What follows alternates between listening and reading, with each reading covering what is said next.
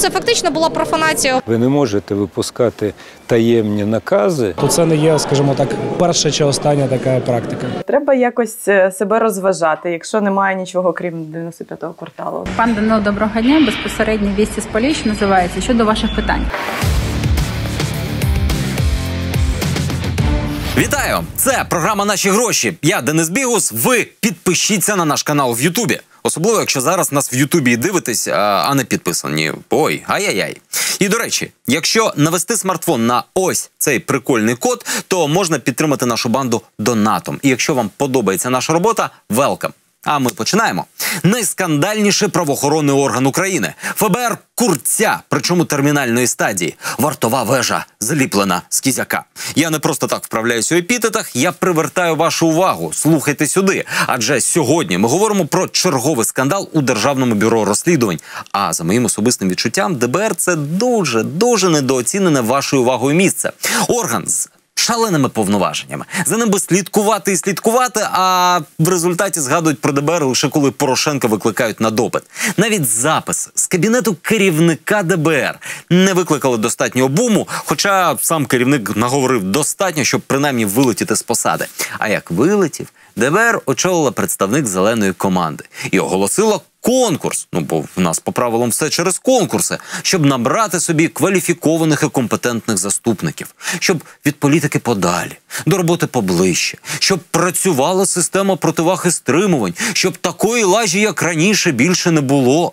Якщо вам інтонація видається знущанням, то ні. Знущанням є цей конкурс. Оголошення про нього сховали надійніше, ніж Офіс президента свою стратегію розвитку. Це оголошення написали просто водою, по стіні, в підвалі, на околиці Козятина. На те, щоб подати документи, виділили аж 3 дні, один з яких тупо 1 січня. Коротше, це був максимально прозорий, до непомітності прозорий конкурс, на який прийшов хто треба, виграв як планувалось і далі буде, що буде. Данило Мокрик про еталонний конкурс, який має покласти край всім проблемам ДБР і здоровому глузду.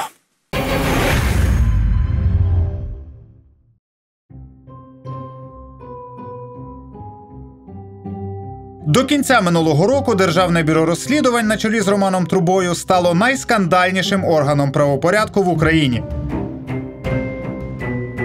Через все нові і нові справи щодо Петра Порошенка, кількість яких дала йому підстави заявляти про переслідування.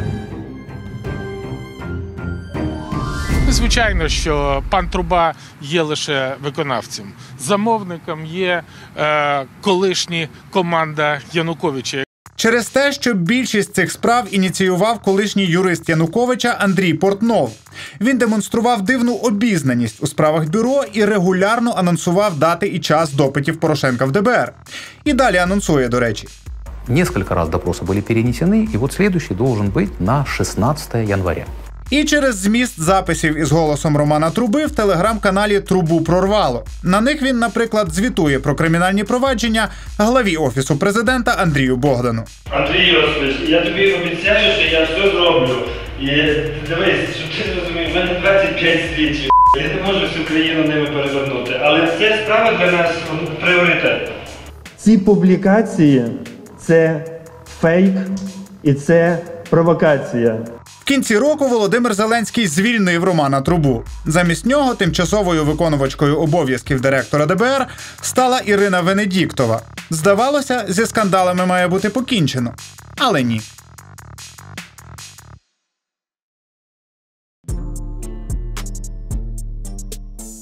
Колишня депутатка Олена Сотник – співавторка закону про Державне бюро розслідувань. У перший день Нового року вона випадково дізналася, що в ДБР оголосили конкурс на посади заступників директора. З'явилася інформація, що Державне бюро розслідувань вирішило під ялинку всім покласти таку історію, як дати можливість податися на конкурс на керівні посади. До Олів'є. Ну так а що? Треба якось себе розважати, якщо немає нічого, крім 95-го кварталу по телевізору. Ось. І в принципі, це було 1 січня, десь приблизно вже ввечір. Дізнатися про цей конкурс не випадково було практично неможливо. Оголошення опублікували на сайті ДБР не на головній сторінці, а глибоко в рубриках. Жодних публічних повідомлень і навіть публікації новини у Фейсбуці не було. В цьому захованому оголошенні перелік з 15 документів. Їх треба було зібрати і подати з 30 грудня до 3 січня, тобто за 2 робочі дні. 2 робочі дні у розпал новорічних свят. Просто найкращий час для збору документів. А ще в оголошенні був телефон конкурсної комісії, який не відповідав. Конкурсна комісія 2 січня на телефонні дзвінки не відповідала. А ти пробувала? Так, я пробувала дзвонити, щоб задати питання відповідно про ці документи. Нічого, була тиша абсолютно. Олена Сотник вирішила спробувати зібрати документи і податися на посаду заступника директора ДБР. Хоча вже зі старту було ясно, їй мало що світить. Бо конкурс – це добре, його, власне, вимагає закон, але відкритого і чесного. А наступниця Труби Ірина Венедіктова провела цей відкритий конкурс у максимально закритому турборежимі. І ще й заздалегідь визначила переможця. Вже висловлюють своє незадоволення щодо початих мною швидких темпів роботи, в тому числі в питаннях проведення конкурсу. Ірина Венедіктова була в команді Зеленського з самого початку. Зі «Слугою народу» пройшла до Верховної Ради, а 27 грудня 2019-го президент призначив її тимчасовою виконувачкою обов'язків директора Державного бюро розслідувань. Наступного дня вона приступила до роботи. І одразу ж з'явилася інформація, що Венедіктова представила колективу свого першого заступника – Олександра Бабікова.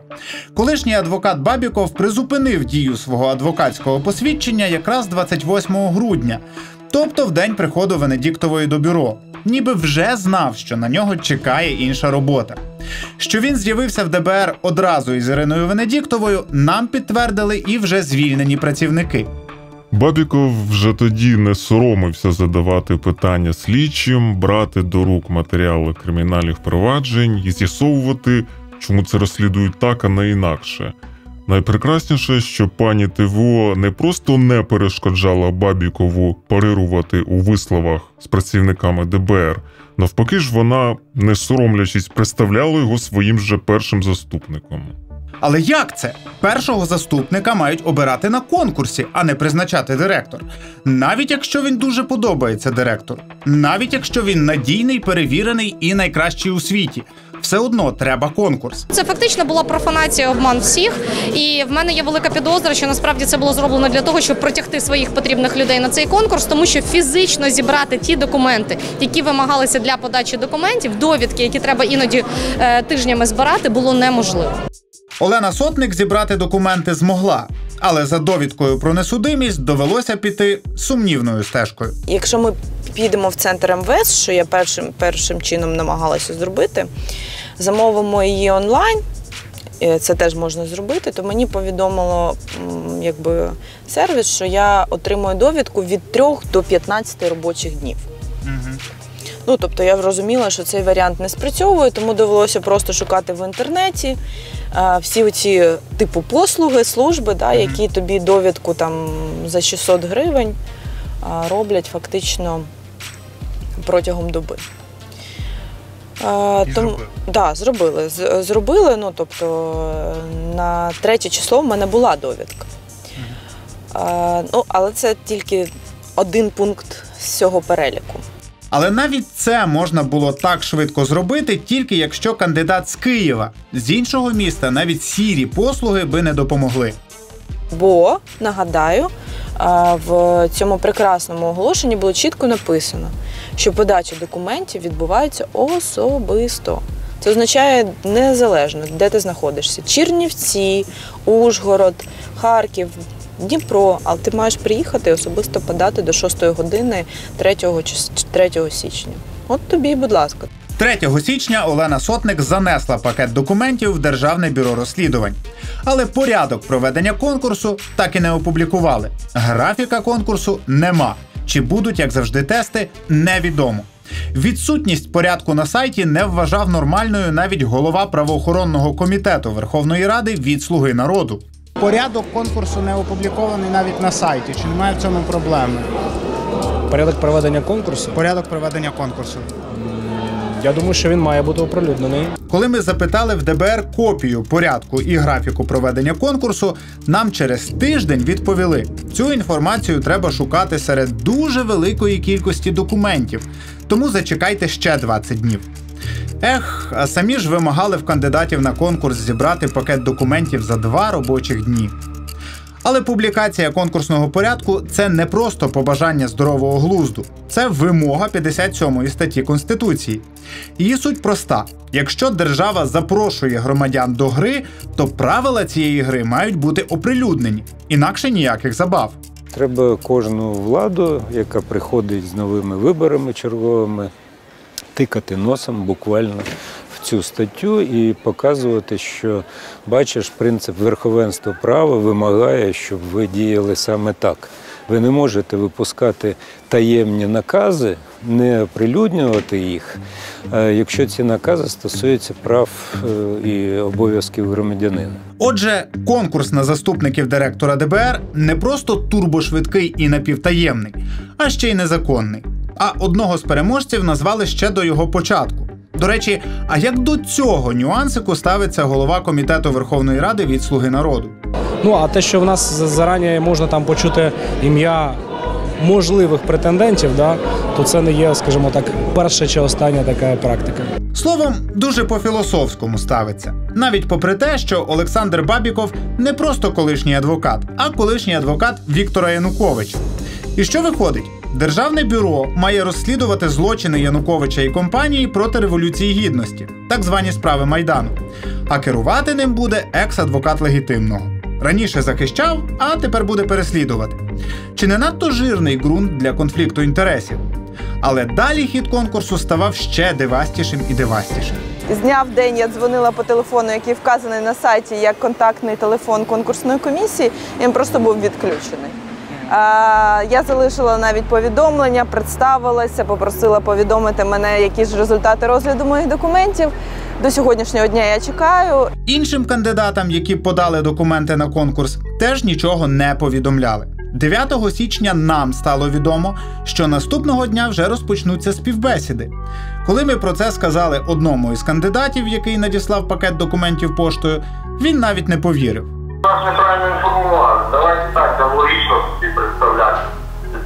Заяву на подачу документів, іспит, відбірковий, потім співбесіда. То як, якщо не було ніякого іспиту, яка ж може бути співбесіда?